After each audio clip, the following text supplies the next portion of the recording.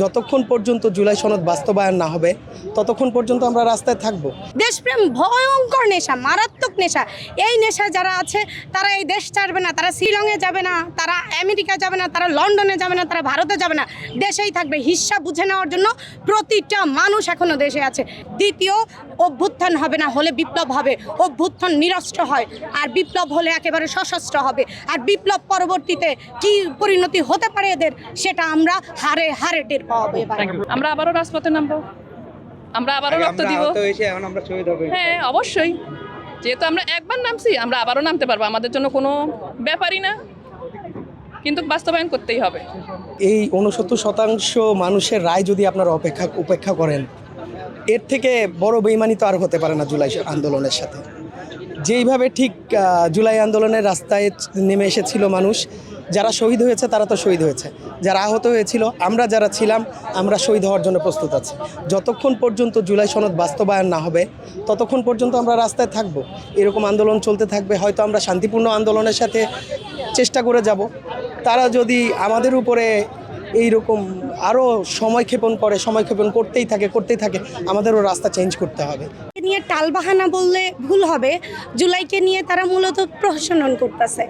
এটাকে বলতে পারেন হচ্ছে ভারতীয় স্টার জলসার যে সিরিয়াল, ধাপে ধাপে যে সিরিয়ালগুলো হয়, মানে এরকম কিছু দেখাচ্ছে তারা। আমরা আসলে অবাক হচ্ছি যে তারা 17 বছর দেশের বাইরে থেকে যেই শহীদ আহতদের রক্তের উপরে যেই বিজয়ের উপরে তারা লাল গালিচা দিয়ে এসছে, তারা এসে এখন মসনদে বসছে এবং বসে জুলাই আহতদের, জুলাই শহীদদেরকে একেবারে জোকার বানায় দিছে সাধারণ মানুষের কাছে। তারা কি একটাবার বুঝে না? এই যে আমাদের হচ্ছে জনাব শিলং, যাকে এখন মানুষ জনাব শিলং বলেই চিনেন, জানেন তো, জনাব শিলং যে ব্রিফগুলো দিচ্ছেন যে এই অভ্যুত্থানের মূল মহানায়ক জনাব তারেক রহমান, আমরা এই জনাব তারেক রহমানকে আমরা আসলে ফিল্ডে কোনো দিন দেখিনি। 9 জুলাই থেকে 29 জুলাই পর্যন্ত আন্দোলন করেছি এবং 29 জুলাই পর নিজ জেলায় গিয়ে 4 আগস্ট পর্যন্ত আন্দোলন করেছি। কই, তাকে আমরা কখনো দেখতে পাইনি। ভাই, এই যে মহানায়ক যে আন্দোলনের লিডে ছিলেন, এই মহানায়কের একটা ফুটেজ আমাদেরকে দিতে বলিয়েন।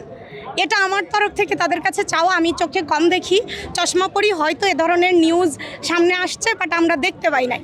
আমরা যেটা মনে করি, আমাদের কাছে যেটা প্রতীয়মান হচ্ছে, সরকারের একটা অংশ হয়তো চাচ্ছে জুলাই সনদ বাস্তবায়ন হোক এবং জুলাই সনদের অস্তিত্ব টিকে থাকুক, কিন্তু আমার মনে হয় বাকি একটা অংশ চাচ্ছে না যে জুলাই সনদ নামের কোনো কিছু থাকুক। তারা যদি এই ভুলটা করে, এই ভুলের জন্য তারা সারা জীবন পস্তাবে। আমরা রাস্তায় আছি, আমরা রাস্তায় থাকবো যতক্ষণ পর্যন্ত জুলাই সনদ বাস্তবায়ন না হচ্ছে। আমরা দ্রুত হ্যাঁ ভোট যেহেতু জয়যুক্ত হয়েছে, আমরা এই হ্যাঁ ভোটের যে গণরায়কে যত দ্রুত সম্ভব বাস্তবায়নের পক্ষে দ্রুত জনাব তারেক রহমানের কাছে আমরা এই আর্জি জানাচ্ছি, দ্রুত বাস্তবায়ন করুক। এই বাস্তবায়নে যদি তারা কোনো আবার প্রশ্ন করে, তাহলে মাঠে যারা ছিল তারা মাঠ ছাড়েনি, কিন্তু এখনও মাঠেই আছে।